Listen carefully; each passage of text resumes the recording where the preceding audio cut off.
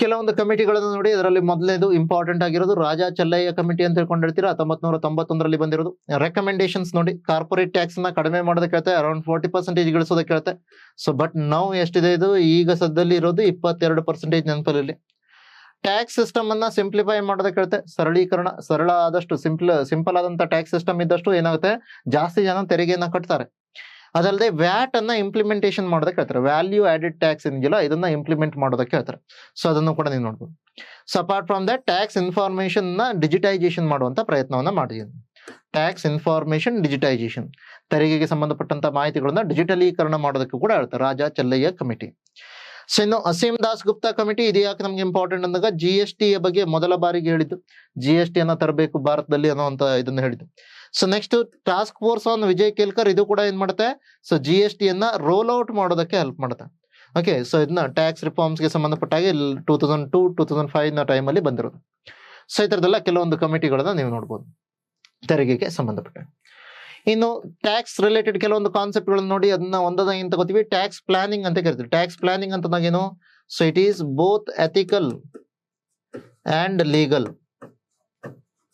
So whereas tax avoidance is unethical but legal. Tax evasion is both unethical and illegal. So ತೆರಿಗೆ ಯೋಜನೆ ಅಂತಂದಾಗ ಏನು, ತೆರಿಗೆ ಯೋಜನೆ ಅಂತಂದಾಗ ಎಥಿಕಲ್ ಮತ್ತೆ ಲೀಗಲ್ ಅಂದ್ರೆ ಏನು. ಸೊ ಈಗ ನೀವು ಆದಷ್ಟು ಕಡಿಮೆ ತೆರಿಗೆಯನ್ನ ಸರ್ಕಾರಕ್ಕೆ ಕಟ್ಟೋದಕ್ಕೆ ಪ್ರಯತ್ನ ಮಾಡ್ತಿದ್ರ, ಅವಾಗ ಏನ್ ಮಾಡ್ತೀರಾ, ಯಾವುದರಲ್ಲಿ ನಾವು ಇನ್ವೆಸ್ಟ್ಮೆಂಟ್ ಮಾಡಿದ್ರೆ ಸ್ವಲ್ಪ ಮಟ್ಟಿಗೆ ತೆರಿಗೆ ವಿನಾಯಿತಿ ಇದೆ ಅದನ್ನ ನೋಡ್ಕೊಂಡು ಅದರ ಆಧಾರದ ಮೇಲೆ ನೀವು ಇನ್ವೆಸ್ಟ್ಮೆಂಟ್ ಮಾಡ್ಕೊಂಡು ಏನ್ ಮಾಡ್ತೀರಾ, ತೆರಿಗೆಯನ್ನ ಆದಷ್ಟು ಕಡಿಮೆ ಕಟ್ತೀರಾ. ಸೊ ಅದನ್ನ ಟ್ಯಾಕ್ಸ್ ಪ್ಲಾನಿಂಗ್ ಅಂತ ಕರಿತೀರಾ. ಅದು ನೀವು ಆಸ್ ಪರ್ ಲಾ ಕೂಡ ಇದ್ರೆ, ಅದ್ರ ಜೊತೆಲಿ ನೈತಿಕವಾಗಿ ಕೂಡ ಸರಿ ಇದ್ರ. ಟ್ಯಾಕ್ಸ್ ಅವಾಯ್ಡೆನ್ಸ್ ಅಂದ್ರೆ ಏನು, ಲಾ ನಲ್ಲಿ ಇರುವಂತ ಅಥವಾ ಆ ಒಂದು ಪರ್ಟಿಕ್ಯುಲರ್ ಅಂತ ರೂಲ್ಸ್ ಅಲ್ಲಿ ಇರುವಂತ ಲೂಪ್ ಹೋಲ್ಸ್ ಅನ್ನ ಯೂಸ್ ಮಾಡ್ಕೊಂಡು ಅಲ್ಲಿ ಏನ್ ಮಾಡ್ತೀವಿ, ತೆರಿಗೆಯನ್ನ ಕಡಿಮೆ ಕಟ್ಟೋದಕ್ಕೆ ಹೋಗ್ತೀವಿ. ಆ ಕಾರಣಕ್ಕಾಗಿ ಲೀಗಲ್ ಆಗಿರುತ್ತೆ, ಯಾಕಂದ್ರೆ ಲೂಪ್ ಹೋಲ್ಸ್ ಅನ್ನ ನೀವು ಯೂಸ್ ಮಾಡಿದಿರ, ಆದ್ರೆ ಅದು ಅನ್ಎಥಿಕಲ್ ಆಗಿರುತ್ತೆ, ನೈತಿಕವಾಗಿ ತಪ್ಪಾಗಿರುತ್ತೆ. ಇನ್ನು ಟ್ಯಾಕ್ಸ್ ಇವೇಷನ್ ಅಂತಂದಾಗೇನು, ಅದು ಅನ್ಎಥಿಕಲ್ ಕೂಡ ಹೌದು, ಇಲ್ಲಿಗಲ್ ಕೂಡ ಹೌದು. ಅಂದ್ರೆ ಏನ್ ಮಾಡ್ತೀವಿ ಅದರಲ್ಲಿ, ಸೊ ದುಡ್ಡು ಇಷ್ಟು ಬಂದಿದೆ ನಮ್ಗೆ ಅನ್ನೋದನ್ನ ಹೇಳೋದೇ ಇಲ್ಲ.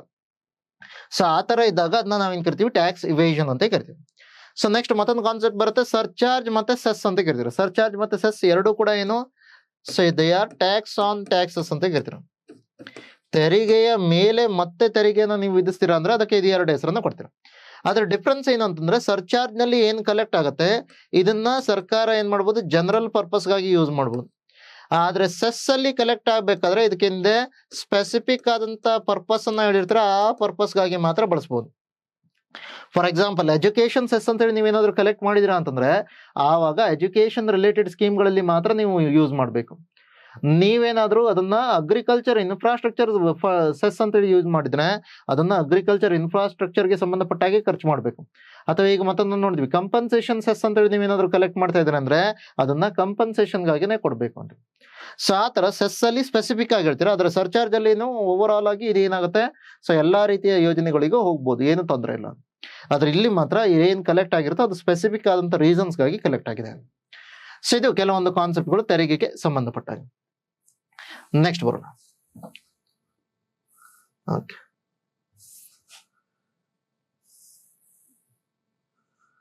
ಟ್ಯಾಕ್ಸ್ ಎಕ್ಸ್ಪೆಂಡಿಚರ್ ನ ಬಗ್ಗೆ ಮಾತಾಡ್ತೀವಿ. ಮತ್ತೊಂದಿಷ್ಟು ಕಾನ್ಸೆಪ್ಟ್ಗಳು. ಟ್ಯಾಕ್ಸ್ ಎಕ್ಸ್ಪೆಂಡಿಚರ್ ಅಂದ್ರೆ ಏನು, ಸೊ ದೀಸ್ ಆರ್ ರೆವೆನ್ಯೂ ಫಾರ್ಗಾನ್ ಅಂತ ಕರಿತೀವಿ. ರೆವೆನ್ಯೂ ಫಾರ್ಗಾನ್, ಸೊ ಏನು ಕಂದಾಯ ಸರ್ಕಾರಕ್ಕೆ ಮಿಸ್ ಆಗಿದೆಯೋ ಅದನ್ನ ನಾವೇನ್ ಕರಿತೀವಿ, ಟ್ಯಾಕ್ಸ್ ಎಕ್ಸ್ಪೆಂಡಿಚರ್ ಅಥವಾ ತೆರಿಗೆ ವೆಚ್ಚ ಅನ್ನುವಂತ ಹೆಸರಿಂದ ಕರಿತೀವಿ, ಟ್ಯಾಕ್ಸ್ ಎಕ್ಸ್ಪೆಂಡಿಚರ್ ಅಂತ. ಸೊ ಅದು ರೆವೆನ್ಯೂ ಫಾರ್ಗಾನ್ ಅಂದ್ರೆ ಮೀನಿಂಗ್ ಏನು, ಸರ್ಕಾರ ಏನ್ ಮಾಡುತ್ತೆ, ನೀವು ಈಗ PM ಕೇರ್ಸ್ ಫಂಡ್ ಗೆ ದುಡ್ಡನ್ನ ಕೊಟ್ರೆ ನಾವು ಇದ್ರ ಮೇಲೆ ತೆರಿಗೆ ವಿನಾಯಿತಿ ಕೊಡ್ತೀವಿ ಅಂತ ಹೇಳ್ತೌದಾ. ಸೊ ಆ ತರ ಕೊಡೋದೇನಿಲ್ಲ ಅದನ್ನ ನಾವೇನ್ ಕರಿತೀವಿ, ಅದನ್ನ ಟ್ಯಾಕ್ಸ್ ಎಕ್ಸ್ಪೆಂಡಿಚರ್ ಅನ್ನುವಂತ ಹೆಸರಿಂದ ಕರಿತೀವಿ ನೆನಪಲ್ಲಿ. ಸೊ ಇಲ್ಲ ಸರ್ಕಾರ ಸುಮ್ಮನೆ ಇದ್ದಿದ್ರೆ ಏನ್ ಬರ್ತಿತ್ತು, ಅಷ್ಟು ದುಡ್ಡು ಬರ್ತಾ ಇತ್ತು ಸರ್ಕಾರಕ್ಕೆ, ಸರ್ಕಾರವೇ ಏನ್ ಮಾಡ್ತಿದೆ ಅದನ್ನ ಬಿಟ್ಕೊಡ್ತಾ ಇದೆ ಅಂತ.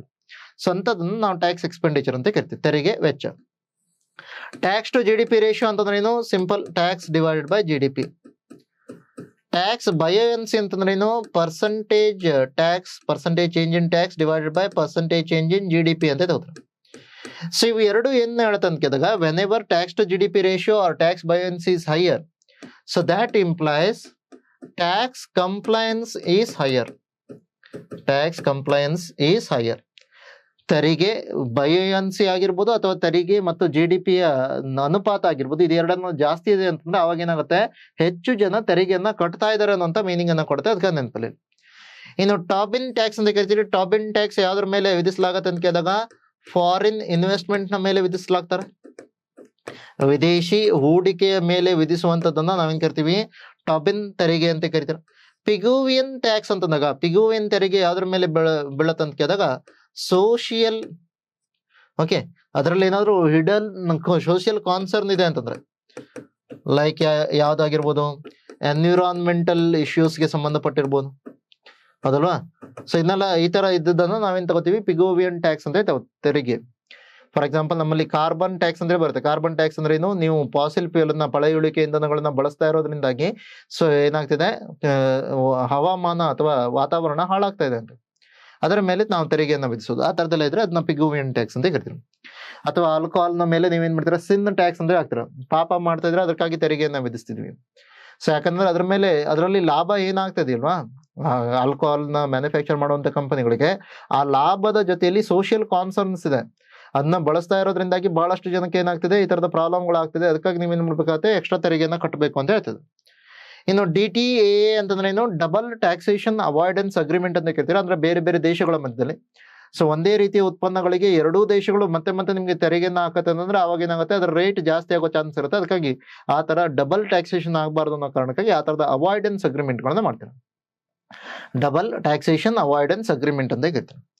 ಸೊ ಇನ್ನು ಅದಲ್ಲದೆ ಮತ್ತೆ ಹಿಂದೆ ಟ್ಯಾಕ್ಸ್ ಹೆವನ್ಸ್ ಅಂತ ಕೇಳ್ತಾರೆ, ತೆರಿಗೆ ಸ್ವರ್ಗಗಳು. ಯಾವ್ದನ್ನ ತೆರಿಗೆ ಸ್ವರ್ಗ ಅಂತ ಕರಿಬಹುದು, ಯಾವ ದೇಶ ಅಥವಾ ಪ್ರದೇಶಗಳ ಒಳಗಡೆ ತೆರಿಗೆ ದರ ಕಡಿಮೆ ಇರುತ್ತೋ, okay, so which ever Levi very low rate, tax rate on the so products. So those kind of territories are normally known as tax havens ಅಂತ ಕರಿತಾರೆ. ತೆರಿಗೆ ಸ್ವರ್ಗಗಳು ಅಂದ್ರೆ ಯಾವುದು, ಯಾವ ಪ್ರದೇಶಗಳು ಅಥವಾ ದೇಶಗಳು ಅತಿ ಕಡಿಮೆ ಈ ತರ ತೆರಿಗೆಯನ್ನ ಹಾಕತ್ತೋ ಅದನ್ನ ನೀವು ತೆರಿಗೆ ಸ್ವರ್ಗಗಳು ಅಂತ ಕೇಳ್ತೀರಾ. ಅದೇ ರೀಸನ್ಗಾಗಿ ನಮ್ಗೆ ಏನಾಗುತ್ತೆ, ಸಿಂಗಾಪುರ್ ಅಥವಾ ಮಾರಿಷಿಯಸ್, ಇಲ್ಲಿಂದ ಭಾರತಕ್ಕೆ ಅತಿ ಹೆಚ್ಚು FDI ಬರೋದಕ್ಕೆ ಇದೇ ರೀಸನ್. ಅವುಗಳು ತೆರಿಗೆ ಸ್ವರ್ಗಗಳಾಗಿರೋದ್ರಿಂದನೇ ಬರುತ್ತೆ. ಸೊ ಅದನ್ನ ನೆನಪಲ್ಲಿಟ್ಟಿಗೆ, ತೆರಿಗೆ ಸ್ವರ್ಗಗಳು ಅಂತ. ಸೊ ಇದು ಕೆಲವೊಂದು ಕಾನ್ಸೆಪ್ಟ್ಗಳು ತೆರಿಗೆಗೆ ಸಂಬಂಧಪಟ್ಟಾಗ. ಸೊ ಅದರ ಜೊತೆಯಲ್ಲಿ ಒಂದು ಟ್ಯಾಕ್ಸ್ ಹೆವೆನ್ಸ್ ಅಂತ ಬಂದಾಗ ನಿಮ್ಗೆ ಈ ತರದ ಒಂದು ಕಾನ್ಸೆಪ್ಟ್ ಕೂಡ ಬರುತ್ತೆ. ಅದೇನು ಅಂತ ಕೇಳಿದಾಗ ಬೇಸ್ ಎರೋಷನ್, ಪ್ರಾಫಿಟ್ ಶಿಫ್ಟಿಂಗ್, ಅಂತ ಕರಿತೀವಿ. ಅಂದ್ರೆ ಅರ್ಥ ಏನು, ಸೊ ಈಗ ಯಾವುದೋ ಒಂದು ಪ್ರದೇಶ ಇದೆ, ಫಾರ್ ಎಕ್ಸಾಂಪಲ್ ಇದು ಭಾರತ ಅಂತ ಥಿಂಕ್ ಮಾಡು. ಮತ್ತೊಂದನ್ನ ಏನ್ ಹೇಳಿದ್ವಿ, ಮಾರಿಷಿಯಸ್ ಅಂತ ಹೇಳಿದ್ವಿ, ಹೌದಾ, ಮಾರಿಷಿಯಸ್ ಅಥವಾ ಸಿಂಗಾಪುರ್ ಅಂತ ಇತ್ತು. ಸೊ ಇದೇನು ನಿಮ್ಗೊಂದು ಟ್ಯಾಕ್ಸ್ ಹೆವನ್ ಆಯ್ತದೆ. ಈಗ ಯಾವ್ದೋ ಒಂದು ಕಂಪನಿ, ಅದರ ಬ್ರಾಂಚ್ ಇಂಡಿಯಾದಲ್ಲಿ ಕೂಡ ಇದೆ, ಮಾರಿಷಸ್ ಅಲ್ಲಿ ಕೂಡ ಇದೆ. ಅವಾಗ ಆ ಕಂಪನಿ ಏನ್ ಮಾಡುತ್ತೆ, ತನ್ನ ಈ ಬ್ರಾಂಚ್ ನ ಪ್ರಾಫಿಟ್ ಅನ್ನ ಈ ಬ್ರಾಂಚ್ ಅಲ್ಲಿ ತೋರ್ಸೋದಕ್ಕೆ ಟ್ರೈ ಮಾಡುತ್ತೆ. ಯಾಕಂದ್ರೆ ಇಲ್ಲಿ ಏನಿರುತ್ತೆ, ಟ್ಯಾಕ್ಸ್ ರೇಟ್ ಕಡಿಮೆ, ಟ್ಯಾಕ್ಸ್ ಕಡಿಮೆ ಕಟ್ಟಬೇಕು. ಆದ್ರೆ ಇಲ್ಲಿ ಏನ್ ಮಾಡ್ಬೇಕಾಗತ್ತೆ, ಟ್ಯಾಕ್ಸ್ ಅನ್ನ ಜಾಸ್ತಿ ಕಟ್ಟಬೇಕಾಗಿರುತ್ತೆ. ಸೊ ಆ ಕಾರಣಕ್ಕಾಗಿ ತನ್ನ ಪ್ರಾಫಿಟ್ ಅನ್ನ ಬೇರೆ ಪ್ರದೇಶದಲ್ಲಿ, ಅದು ಟ್ಯಾಕ್ಸ್ ಹೆವನ್ಸ್ ಅಲ್ಲಿ ಇರುವಂತ ತನ್ನ ಬ್ರಾಂಚ್ ಅಲ್ಲಿ ತೋರ್ಸೋದಕ್ಕೆ ಟ್ರೈ ಮಾಡುತ್ತೆ. ಅದನ್ನೇ ನಾವೇನ್ ಕರಿತೀವಿ, base erosion, profit shifting. Base erosion ಅಂದ್ರೆ ಏನು, ಭಾರತದ ಬೇಸ್, ಟ್ಯಾಕ್ಸ್ ಬೇಸ್ ಏನಿಲ್ಲ ಇದು ಕಡಿಮೆ ಆಗ್ತದೆ. ಸೊ ಇದೇನಾಗ್ತದೆ, ಪ್ರಾಫಿಟ್ ಬೇರೆ ಕಡೆ ಶಿಫ್ಟ್ ಆಗೋ ತರ ತೋರಿಸ್ತದೆ. ಅದನ್ನ ನಾವೇನ್ ಕರಿತೀವಿ, ಬೇಸ್ ಎರೋಷನ್, ಪ್ರಾಫಿಟ್ ಶಿಫ್ಟಿಂಗ್ ಅಂತ ಕರಿತೀವಿ. ಸೊ ಈ ತರದ ಕೆಲವೊಂದು ಪಾಯಿಂಟ್ಗಳನ್ನ ನೀವು ನೋಡ್ಬೋದು. ಸೊ ನೆಕ್ಸ್ಟ್ ಬರೋಣ. ಸೊ ಅದು ಕೆಲವೊಂದು ಕಟ್ ಮೋಷನ್ಸ್ ಗಳಿಗೆ ಸಂಬಂಧಪಟ್ಟಿದೆ. ನೆಕ್ಸ್ಟ್ ನಾವು ಡಿಸ್ಕಷನ್ ಮಾಡೋದು ಕಟ್ ಮೋಷನ್ಸ್ ಅಂದ್ರೆ ಏನು. ಈಗ ನೀವೇನ್ ಮಾಡಿದ್ರಾ, ಒಂದು ಪರ್ಟಿಕ್ಯುಲರ್ ಆದಂತ ಪಾರ್ಲಿಮೆಂಟ್ ನ ಸೆಷನ್ ನ ಒಳಗಡೆ ಇವುಗಳ ಬಗ್ಗೆ ಚರ್ಚೆಯನ್ನ ಮಾಡೋದಕ್ಕೆ ಟ್ರೈ ಮಾಡಿದ್ರಿ ಅಂತ ಥಿಂಕ್ ಮಾಡೋಣ. ಸೊ ಪಾರ್ಲಿಮೆಂಟ್ ಸೆಷನ್ ನ ಒಳಗಡೆ ಏನ್ ಮಾಡಿದ್ವಿ, ಚರ್ಚೆ ಮಾಡೋದಕ್ಕೆ ಟ್ರೈ ಮಾಡಿದ್ವಿ. ಆ ಚರ್ಚೆ ಮಾಡಿದಾಗ ಒಂದು ಪಾಲಿಸಿಯನ್ನ ತರ್ತಾ ಇದೀವಿ ಅಂತಂದ್ರೆ ಆ ಪಾಲಿಸಿಗೆ ಸಂಬಂಧಪಟ್ಟಾಗೆ ನೀವೇ ನೋಡ್ಬೋದು ಕೆಲವೊಂದು ಕಟ್ ಮೋಷನ್ಸ್ ಗಳನ್ನ ತರ್ಬೋದು. ಆ ಕಟ್ ಮೋಷನ್ಸ್ ಅಲ್ಲಿ ಒಂದು ಯಾವುದು, ಪಾಲಿಸಿ ಕಟ್ ಅಂತ ಕರಿತಾರೆ. ಪಾಲಿಸಿ ಕಟ್ ಅಂದ್ರೆ ಏನು, ಸಪೋಸ್ ಥಿಂಕ್ ಮಾಡಿ ನೀವೇನ್ ಕೇಳ್ತಿದ್ರ, ಸೊ ಪಾರ್ಲಿಮೆಂಟ್ ಹತ್ರ ಕೇಳ್ತಿದ್ರ 10,000 ಕೋಟಿ ರೂಪಾಯಿ ಬೇಕು ಒಂದು ಪ್ರಾಜೆಕ್ಟ್ ಅನ್ನ ಮಾಡೋದಕ್ಕೆ ಅಂತ ಹೇಳಿದ್ರು. ಅವ್ರೇನ್ ಹೇಳ್ತಾರೆ, ಇಲ್ಲ 10,000 ಕೋಟಿ ಕೊಡೋದಕ್ಕಾಗಲ್ಲ, ₹1 ಬೇಕಾದ್ರೆ ತಕೊಳ್ಳಿ ಅಂತ. ಸೊ ಇದರ ಅರ್ಥ ಏನು, ಈಗ ಸಪೋಸ್ ಥಿಂಕ್ ಮಾಡಿ ನೀವೇ ಮನೇಲಿ ಕೇಳ್ತಾ ಇದ್ರ, ನನಗೆ ಏನ್ ಬೇಕು, ಒಂದು ತಿಂಗಳು PGಯಲ್ಲಿ ಬೆಂಗಳೂರಲ್ಲಿ ಇರ್ಬೇಕು ಅಥವಾ ಬೇರೆ ಕಡೆ ಎಲ್ಲೋ ಇರ್ಬೇಕು ಅಂತಂದ್ರೆ ₹10,000 ಖರ್ಚು ಬರುತ್ತೆ, ₹10,000 ಕೊಡಿ ಅಂತೇಳಿ ನೀವು ಮನೆ ಹತ್ರ ಕೇಳ್ತಾ ಇದ್ರಿ ಮನೆಯಲ್ಲಿ. ಸೊ ನಿಮ್ ತಂದೆಯವ್ರು ಏನ್ ಹೇಳ್ತಿದಾರೆ, ಇಲ್ಲ ಅಷ್ಟೆಲ್ಲ ಕೊಡೋದಕ್ಕಾಗಲ್ಲ, ನೀವು ಬೇಕಾದ್ರೆ ₹1 ತಗೋ ಅಂತೇಳಿ ಕೊಡ್ತಾ ಇದಾರೆ ಅಂತಂದ್ರೆ ಅದರ ಅರ್ಥ ಏನು, ಸೊ ಅದನ್ನ ಅರ್ಥ ಏನು, ಕಂಪ್ಲೀಟ್ ಆಗಿ ನಿಮ್ಮ ಆ ಪಾಲಿಸಿಯನ್ನ ರಿಜೆಕ್ಟ್ ಮಾಡೋದಕ್ಕೆ ಟ್ರೈ ಮಾಡ್ತಿದಾರೆ ಅಂತೇಳಿ ಅರ್ಥ ಹೌದಲ್ವಾ. ಸೊ ಆ ತರ ಇರೋದನ್ನ ನಾವೇನ್ ಕರಿತೀವಿ, ಅದನ್ನ ಪಾಲಿಸಿ ಕಟ್ ಅಂತ ಕೇಳ್ತೀವಿ. ಇಲ್ಲೇನ್ ಮಾಡ್ತೀವಿ, ಸೊ ಅದು ಎಷ್ಟು ದುಡ್ಡನ್ನ ಕೇಳ್ತಾ ಇದ್ರು ಅದನ್ನ ₹1 ಇಳಿಸ್ಬಿಡ್ತೀವಿ. Okay, so it was reduce to ₹1. Next token cut ಅಂತ ಕೇಳ್ತೀವಿ. ಟೋಕನ್ ಕಟ್ ಅಂದ್ರೆ ಏನು, ಸೊ ಇದರ ಒಳಗಡೆ so we are in agreement with the policy.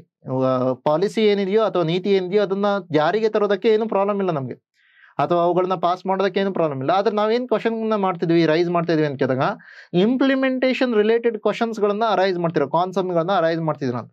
So ಆವಾಗ ಅದನ್ನ ಟೋಕನ್ ಕಟ್ ಇಲ್ಲೇನ್ ಮಾಡ್ತೀರಾ, ರೆಡ್ಯೂಸ್ ಬೈ ₹100. ಅಂದ್ರೆ ಮೀನಿಂಗ್ ಏನು, ನೀವೇನಾದ್ರೂ ₹10,000 ಅನ್ನ ಕೇಳಿದ್ರೆ ಅವಾಗ ಏನ್ ಮಾಡ್ತೀರಾ, ₹9,900 ಕೊಡಬಹುದು, ₹100 ಕಟ್ ಮಾಡಿ ಉಳಿದದನ್ನ ಕೊಡಿ ಅಂತ ಹೇಳ್ತಾರೆ.